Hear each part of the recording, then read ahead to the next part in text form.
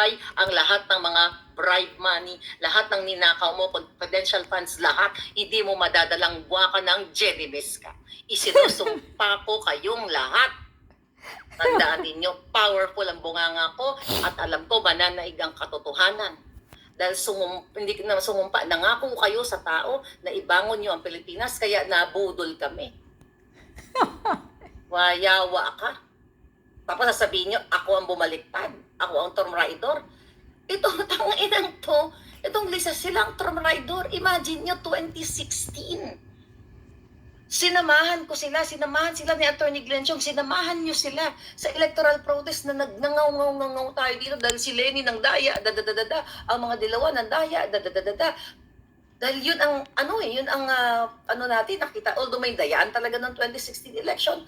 But again, so, after nung manalo, tangina ka, kuting, baka nang ina ka, yung utak mo, puro na pulburon. Ikaw naman, Senator Amy, yung mga Pilipino, pinahamak mo. Alam mo, as anak mo, kapatid mo, nagpupulburon. Dinamay mo ang 110 million Filipinos. You have to speak up for the people. Diba? Tinarantado tayo, ako bumaliktad. Hindi ako bumaliktad sa taong bayan.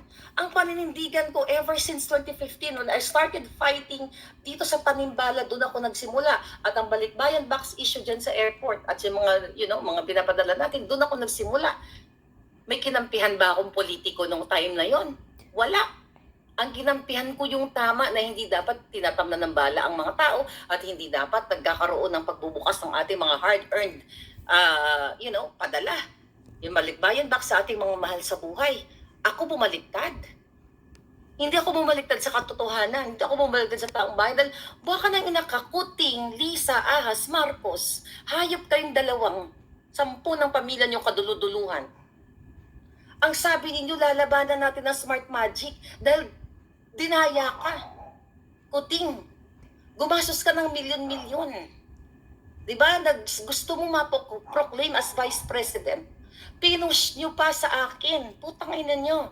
Pinush nyo pa na sabihin kay Duterte sa kay Bongo na dapat magkaroon tayo ng hybrid election bago mag-2022. Tapos putang ina, nalaman-laman ko na lang kay Atty. Glenn Chong, ay yung jindot na Lisang Ahas na inayupak, nakipag-usap sa Smartmatic. Ano ibig sabihin yan? Nasaan yung pinaglalaban natin? Ibig sabihin, umayon, Diyos na nila ang smart magic. Umayon na sila sa pagiging digimonyo. Well, nabudol nga ako. Yung pala, nasa dugo talaga nila ang mambubudol. Ngayon gusto niyo akong patahimikin? Gusto niyo ng digital martial law? Dahil ngayon nagsasalita ako ng bakit di niyo ako pinatigil nun? Ha, kuting, nagpag-greetings po kayo. Hello, Marlica, you're the most loyalist, to all the loyalists that I know. Waka nang ina, ni isang greetings hindi ako humingi sa inyo. Hindi ko kailangan ng greetings sa buhay ko ng mga bandrobo katulad ninyo. Di ba? Nagpalakas kayo, nagpabida kayo, nag 300,000 subscribers ako sa Maharlika page. Ano ka, Bongbong? Nagpadala kayo. Ikaw, Franz, ikaw ang promotor niyan. Nagpadala kayo ng greetings sa akin. Congratulations, Maharlika. Naku, 300,000 subscribers on YouTube. Pinapangarap pa lang namin yan. Hiningi ko ba sa inyo yun? Tanginan nyo. Hindi ko hiningi sa inyo yun. Nagpalakas kayo dahil gusto nyong budulin ang mga viewers ko. Pero kasi ako noon, akala ko, talagang i-redeem ninyo yung ang inyong pangalan by what? By doing good things para sa bayan.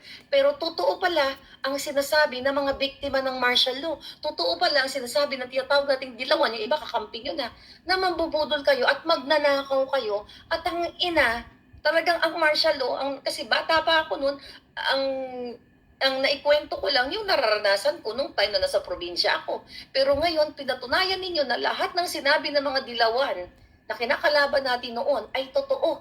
Kaya this is not about dilawan anymore. Correct. This is about us, mga palangga, mga Pilipino, whether you are, sabi ko, whether you are dilaw, you are puti, you are pula, na totoong para sa bayan. Correct. Kasi ako pula ako eh. Pula yung dugo ko na nananalaytay. But hindi ko pwedeng baliktarin o hindi ako pwedeng bumaliktad sa ipinaglalaban ko para sa Pilipino kasi umasa ako, mukha nga akong syunga, nagmukha tayong syunga na mayroon na akong kaibigan, sabi sa akin, Marlica, naalala ko dati, may paiyak-iyak pa tayong dalawa. Sabi ko, ano yon? Na sinasabi mo, naku, pag nagpresidensya na si Kuting, magpa-farm na lang ako, di ba? Kasi magiging maayos na tayo. Totoo yun. Nangarap ako na akala ko, pag naging presidente si Kuting, aalagaan niya yung mga farmers, alagaan niya lahat ng Pilipino at ubusin yung mga makakaliwang grupo. Ngayon, kumakampi na sila sa makakaliwang grupo. Nasaan na si Maria Ressa? Nasaan na mga bunganga ninyo na number 1 na diktador. O, di ba? Takot ka, Maria Ressa, makulong ng ni Rappler. Yan, walang pinaglalaban. Sila na magkakampi ngayon, tapos pagbintangan nyo akong dilawan. No.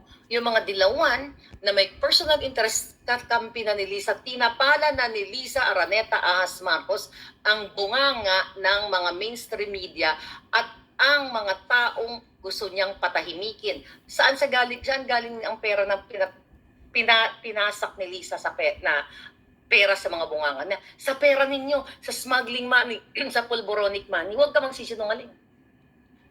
YouTube Premium is ad-free YouTube. And Ay, nako, Lesa Smags. May nakausap ko sa agriculture, ha?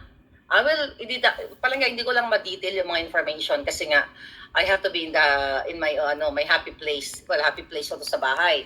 Dahil sobrang overwhelming ang information.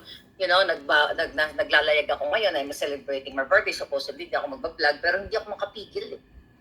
Diba? Pinababantayan mo kami, Lisa. Tangina ka. Di ka magwawagi. Tandaan mo, isaksak mo yan sa utak mong puno-puno ng pulburon. Hindi kayo magwawagi.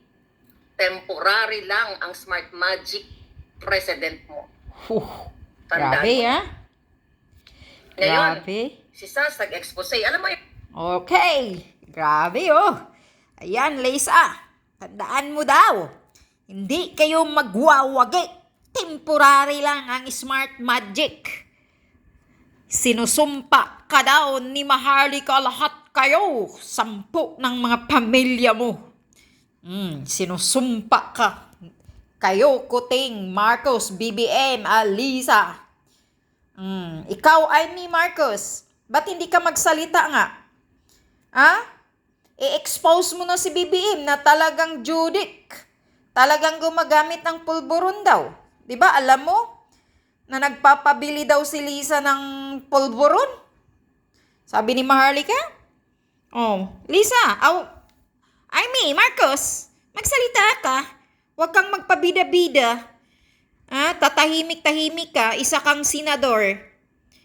Alam mo pala ang mga ginagawa ng kapatid mo na si BBM, tahimik ka.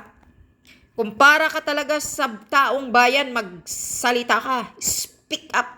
Amy Marcos. Yan ang totoo. Ngayon, isinumpa kayo daw ni Maharlika. Grabe.